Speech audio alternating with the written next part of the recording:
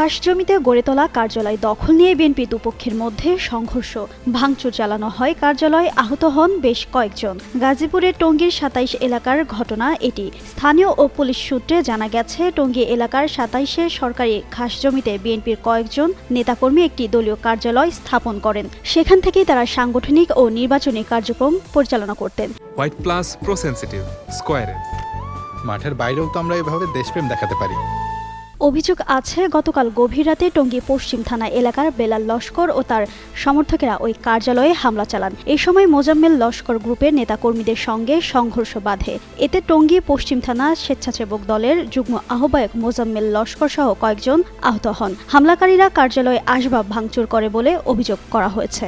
মোজাম্মেল লস্কর দাবি করেন, এলাকায় আগে কোনো বিএনপির কার্যালয় ছিল না। তিনিও তার সহযোগীরা সেটি প্রতিষ্ঠা করেন। নির্বাচনের পর প্রতিপক্ষ গ্রুপ রাতের আঁধারে হামলা চালিয়ে তাকে মারধর করে এবং কার্যালয়ে ভাঙচুর চালায়। তিনি ঘটনার সুষ্ঠু তদন্ত ও বিচারের দাবি করেছেন। এদিকে টঙ্গী পশ্চিম থানার ভারপ্রাপ্ত কর্মকর্তা শাহিন খান বলেন, বিএনপি দুপক্ষের মধ্যে সংঘর্ষ হয়েছে। একটি পক্ষ লিখিত অভিযোগ দিয়েছে। বিষয়টি তদন্ত করে আইনগত ব্যবস্থা নেওয়া হবে।